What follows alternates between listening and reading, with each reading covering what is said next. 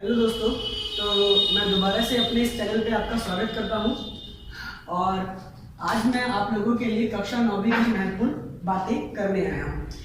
इस कक्षा में या फिर इस क्लास में हम क्या करेंगे, इस क्लास में हम कुछ ऐसी बातें करेंगे जो हमारे कक्षा 10वीं में बहुत ज़्यादा लाभदायक होंगी और कुछ ऐसी चीज़ें समझेंगे जिसको सीखने से, जिसको समझने से हम कक्षा 10वीं की जितनी भी केमिस्ट्री है यानी कि रासायनिक विज्ञान है उसको बहुत अच्छे से समझ पाएंगे। खास तौर पे उनकी अभिक्रियाओं को कैसे लिखते हैं, कैसे समझते हैं, तो ये छोटी छोटी चीज़ें हमें वहाँ पर बहुत आसानी से समझ में आएंगी। तो चलिए शुरू करते हैं अपने इस क्लास को। तो शुरू करते हैं पदार्थ से।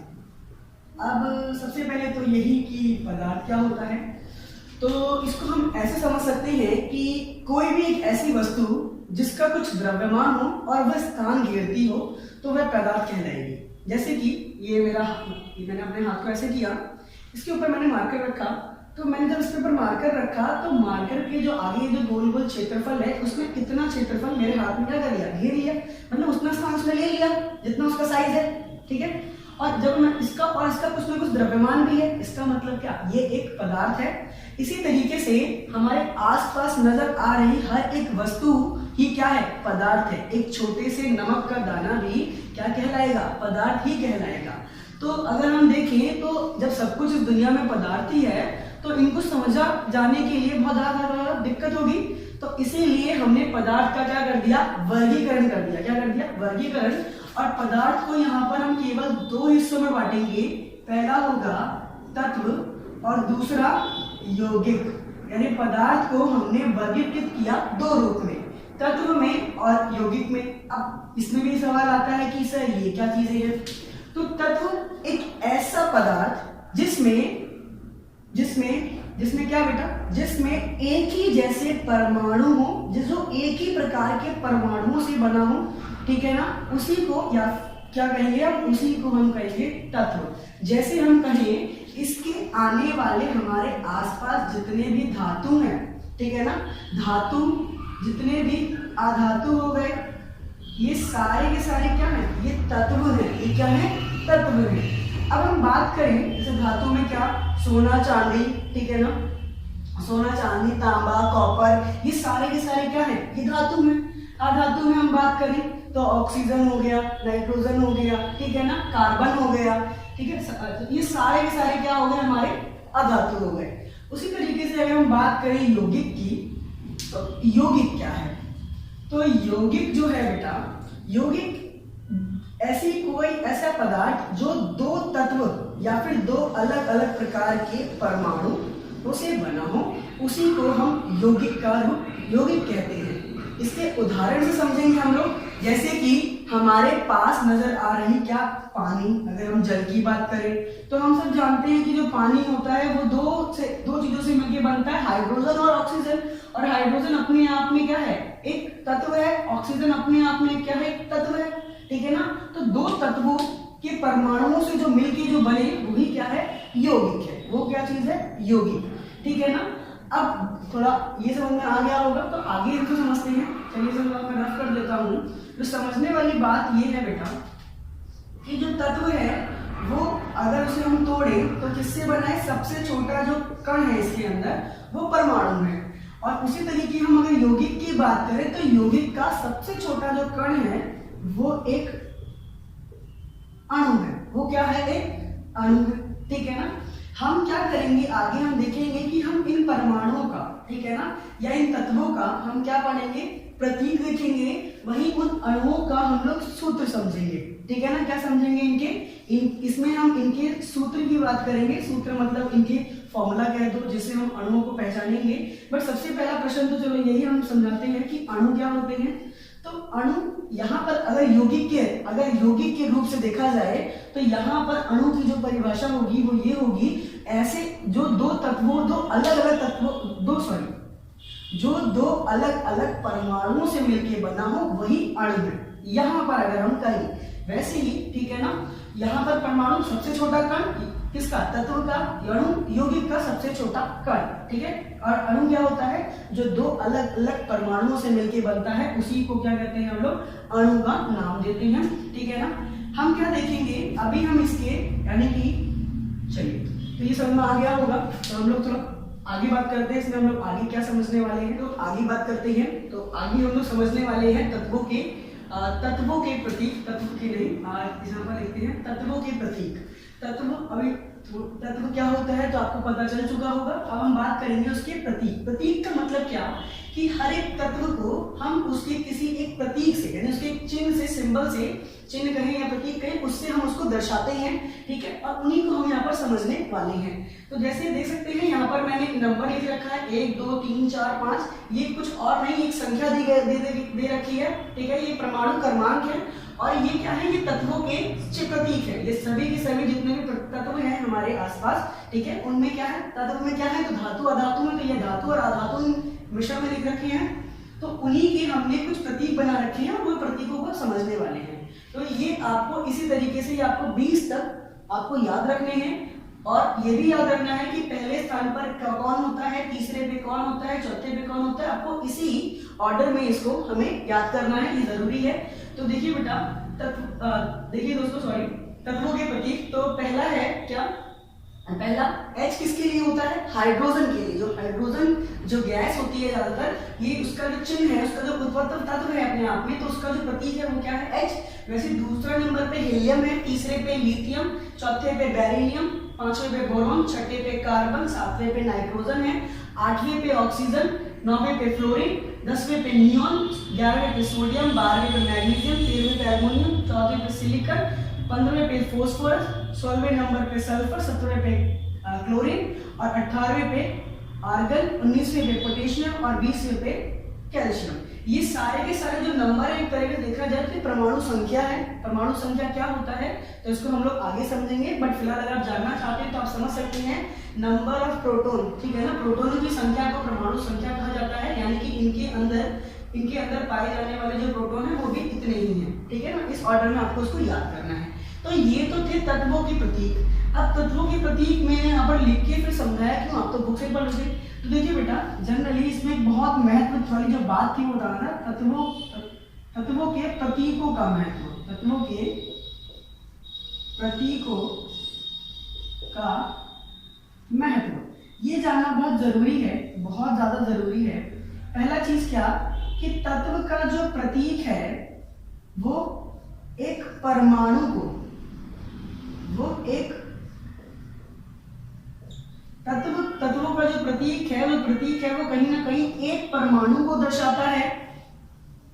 दूसरा चीज वही प्रतीक तत्व को भी दर्शाता है, तत्व को भी दर्शाता है। यानी कि दो बहुत महत्वपूर्ण बातें जो आपको समझनी है वो ये कि तत्वों का जो भी हमने प्रतीक बनाया है, ये जो प्रतीक है कहीं ना कहीं ये उसके एक परमाणु, यानी कि परमाणु क्या होता है तो वही जिससे सबसे छोटा कण जिससे वो मिलके बना है, ठीक है। तो प्रतीक क्या है, तत्वों के प्रतीक का महत्व में सबसे बड़ा जो प्रतीक है उसका पहला महत्वपूर्ण जो महत्व है वो है क्या, वो एक परमाणु को दर्शाता है। वही प्रतीक उस पूरे तत्व को भी दर्शाता है, वो एक तत्व पूरे तत्व को भी दर्शाता है, वही एक परमाणु को भी दर्शाता है। और यही बहुत ज्यादा महत्वपूर्ण वाली बात है जो आपको समझना जरूरी है, ठीक है। तो ये था किसके बारे में, तत्वों के प्रतीक के बारे में। परमाणु किस प्रकार अस्तित्व में रहते हैं, ये बहुत ज्यादा महत्वपूर्ण बात है जो हम करने वाले हैं कक्षा 9 की। परमाणु किस प्रकार अस्तित्व में रहते हैं। अब इसमें जो शब्द है अस्तित्व का एक सिंपल सा सरल जो मतलब होता है वो होता है मौजूद, यानी कि किस तरह से वो हमारे प्रकृति में मौजूद है, कैसे बने हैं वो। तो याद समझना यहाँ पर ये है कि कोई भी परमाणु इस प्रकृति में अपना अस्तित्व बनाने के लिए, अपने आप में मौजूद रहने के लिए वो अणु के रूप में ही रह सकता है। किसके, अणु के रूप में। ये बहुत ज्यादा महत्वपूर्ण वाली बात है कि परमाणु, कोई भी परमाणु किसी भी तत्व का अगर उसको हमारी इस प्रकृति में अपना अस्तित्व बनाना है या मौजूद रहना है तो उसको क्या करना होगा, अणु का रूप लेना पड़ेगा, ठीक है। दूसरा हो सकता है या फिर वो किसके रूप में रहे, आयन के रूप में, ठीक है ना। तो कोई भी जो परमाणु है वो कैसे रहता है अस्तित्व में, अणु के रूप में या फिर आयन के रूप में, ठीक है ना। या तो वो अपना क्या करे, या तो वो अणु का निर्माण कर ले तो क्या कर सकता है, वो इस प्रकृति में अपना अस्तित्व बना सकता है या मौजूद रह सकता है, या तो फिर वो आयन का रूप ले ले, उसमें भी वो क्या कर सकता है, अपना अस्तित्व बनाकर रह सकता है। तो अब ये तो हो गया कि हमारे जो परमाणु हैं वो किस प्रकार अस्तित्व में रहते हैं, तो वो कैसे रहते हैं, अणु के रूप में रहते हैं।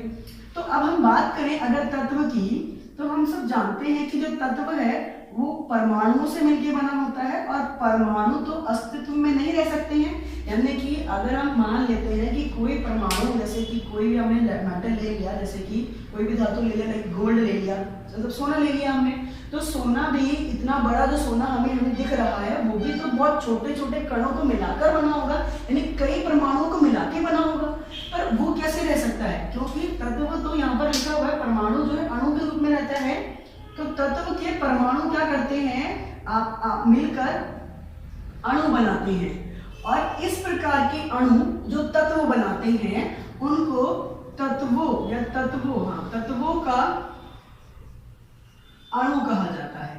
दोबारा से हम आपको बताते हैं, तत्व का सबसे तत्व किससे बने हैं, कणों से मिलकर बने हैं।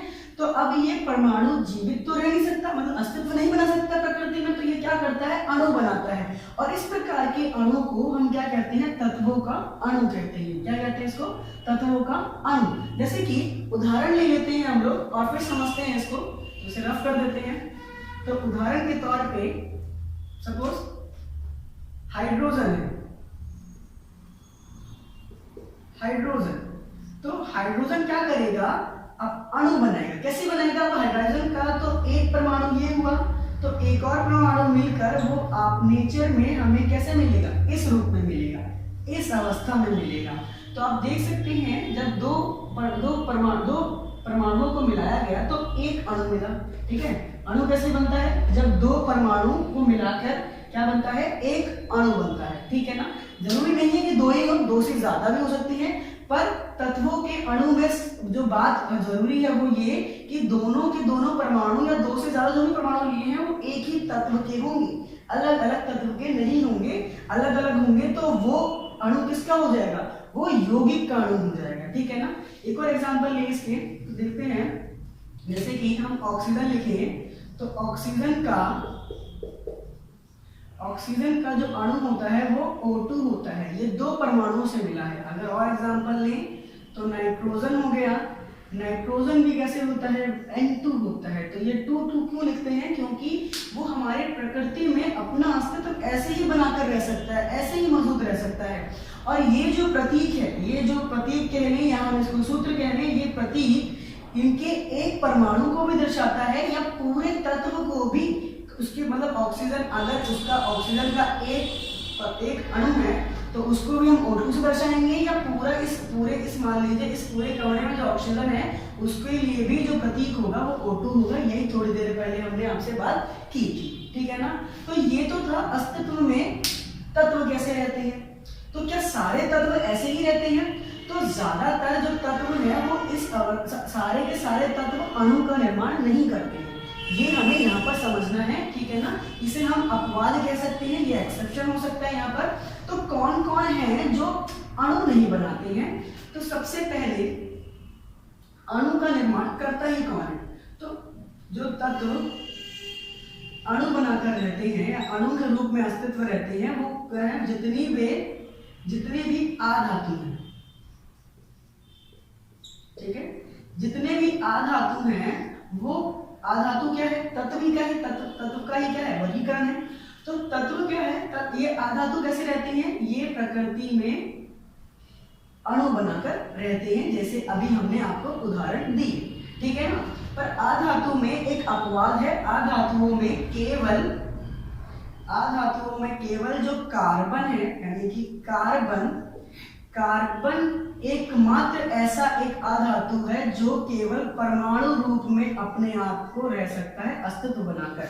यानी कि हम इसको हमेशा इसको हम केवल C से दर्शाते हैं, इसके लिए हम C2 या C3 नहीं बनाते, ये एक अपवाद है, केवल कार्बन ऐसा कर पाता है। ठीक है ना, तो ये हो गया तत्वों में अणु कौन बनाता है, केवल आधातु। ठीक है ना, अच्छा कौन नहीं बनाता है, तो दूसरे भी हम बात करें तो दूसरा बहुत जरूरी, जितने भी धातु हैं, वो सारे के सारे वो भी परमाणु के रूप में ही रहते हैं। ऐसा क्यों? क्योंकि इनके परमाणु का जो साइज होता है वो बहुत ज्यादा बड़ा होता है, इसलिए ये क्या कर सकते हैं, ये धातु के परमाणु अब अस्तित्व में रह सकते हैं, परमाणु अवस्था में भी अस्तित्व में रह सकते हैं। क्यों? क्योंकि इनका साइज किसका, परमाणु का जो साइज है, परमाणु साइज, ठीक है ना, वो क्या होता है, बहुत ज्यादा बड़ा होता है। इनकी परमाणु जो संरचना है वो काफी बड़ी होती है, इसलिए ये क्या होते हैं, धातु के रूप में रह सकते हैं। जैसे कि सोडियम को हम केवल Na से दर्शा सकते हैं, ठीक है ना, कॉपर को हम लोग Cu से दर्शा सकते हैं, ठीक है ना, और हम लोग बात करें तो एल्युमिनियम को उसके चिन्ह मतलब उनके प्रतीकों से ही उनके एक परमाणु या पूरे तत्व को दर्शाया जा रहा है, ठीक है ना। ठीक है, ये क्या कौन कर सकता है, ये सब धातु कर सकते हैं, ठीक है ना। अच्छा, एक और चीज है जो परमाणु रूप में रह सकते हैं और जिन्हें हम क्या कहते हैं, जिन्हें हम अक्रिय गैसेस कहते हैं। क्या कहते हैं, जिन्हें हम अक्रिय गैसेस कहते हैं। तो तीसरा जो बहुत जरूरी है वो है अक्रिय गैसेस का। अक्रिय गैस ऐसी गैस जिनकी संयोजकता शून्य होती है। अब ये संयोजकता क्या होती है तो हम आपको बस समझाएंगे आगे। तो जितनी भी अक्रिय गैसेस हैं वो भी परमाणु रूप में यानी परमाणु अवस्था में रह सकते हैं, ठीक है ना। क्यों? क्योंकि इनकी संयोजकता क्या होती है, शून्य होती है। इस कारण से ये क्या होते हैं, हमारे प्रकृति में परमाणु रूप में रह सकते हैं। जैसे कि आर्गन हो गया, ठीक है, नियॉन हो गया, ये इसके क्या है, ये इसके उदाहरण है, ठीक है। आशा करते हैं आपको तत्व के बारे में समझ में आ गया होगा। अब हम लोग इसको रफ करके थोड़ा सा हम बात करते हैं यौगिकों के बारे में, ठीक है।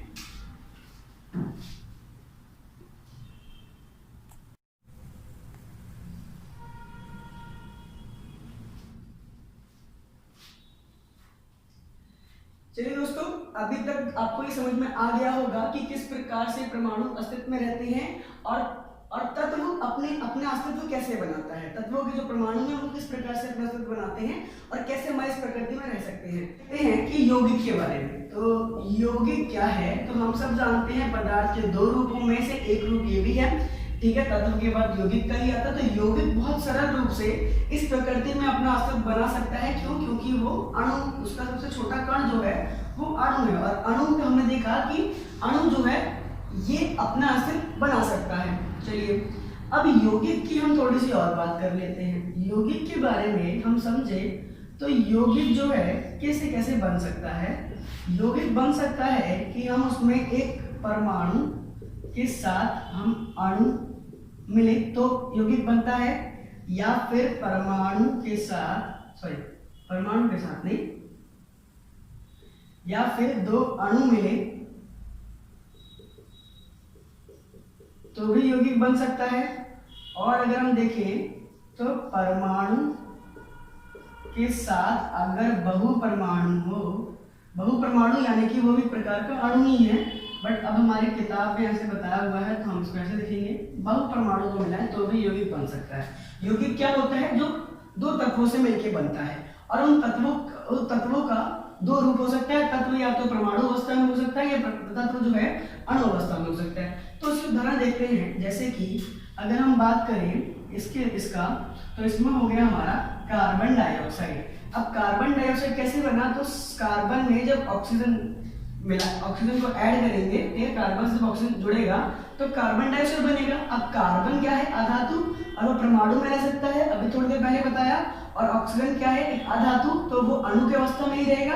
और जब ये आपस में मिलते हैं तो यौगिक बनाते हैं, ठीक है। तो कार्बन डाइऑक्साइड का जो यौगिक है वो क्या होगा, CO2 होगा। वैसे अणु के अगर एग्जाम्पल लें तो हमारा हो गया H2O जो कि पानी है। अब पानी कैसे बनता है, H2 और O2 को जब मिलाते हैं, दोनों के दोनों अधातु हैं, इसीलिए अणु रूप में पाए गए, ठीक है। और ये क्या है, ये उनका, ठीक है। तो इस तरीके से क्या पानी बना। अगर हम इसका एग्जाम्पल लें तो हम इसका एग्जाम्पल ले लेते हैं, जब हम सोडियम में हाइड्रोक्साइड, ठीक है ना, इसका हम सूत्र बनाना सीखेंगे अभी। तो जब इन दोनों मिलते हैं तो बनता है NaOH। अब ध्यान देने वाली बात क्या कि ये जो OH है इसको हमारे किताब में बहुपरमाणु कहा गया है। तो ये बहुपरमाणु क्या होता है, जहां पर ऐसे दो अलग अलग परमाणु जो आपस में किसी आवेश के रूप में या आयन, ये कहीं ना कहीं क्या है, ये आयन का एग्जांपल है। वैसे तो हम अभी समझेंगे कि ये आयन कैसे बनते हैं, ठीक है ना। तो यौगिक 3 तरीके से बन सकता है। परमाणु में अणु मिलाए तो यौगिक बन सकता है, अणु में अणु मिलाए तो यौगिक बन सकता है, और परमाणु में 2 परमाणु मिलाए तो भी यौगिक बन सकता है। कहीं ना कहीं ये तत्व ही है, ठीक है ना। अच्छा, दूसरी जो बहुत बड़ी जरूरी बात, ये जो हमने लिखा है इन्हें हम सूत्र कहते हैं। ये यौगिकों के क्या है, सूत्र है। तो जो सूत्र होता है, ये जो सूत्र है, ये यौगिक का कहीं ना कहीं उसका प्रतीक है, और प्रतीक के हमने 2 समझे थे, ठीक है ना। तो यौगिकों का जो सूत्र है उसके भी 2 महत्व हैं, ठीक है। उनका प्रतीक कह लो, या तो आप लोग यौगिकों का प्रतीक भी कह सकते हैं या सूत्र कह सकते हैं। हम इसे सूत्र ही कहते हैं, चलिए सूत्र कहा गया तो सूत्र कहते हैं। तो इन सूत्र के भी 2 महत्व हैं। पहला वही महत्व कि किसी भी यौगिक का जो सूत्र होता है वो उसको उसके एक अणु या फिर अणु अवस्था सबसे छोटा है तो उसके एक अणु को तो दर्शाता ही दर्शाता है। दूसरा, वो उस यौगिक का नाम भी वही होता है, और उस पूरे यौगिक को भी वो क्या कहते हैं, उसका सूत्र ही दर्शाता है। तो ये भी आपको समझना है। अब हम कुछ ऐसी चीजें पढ़ेंगे, जैसे अब हम आगे पढ़ते हैं संयोजकता, फिर हम समझेंगे कि ये कैसे कैसे बनते हैं, ठीक है ना। चलिए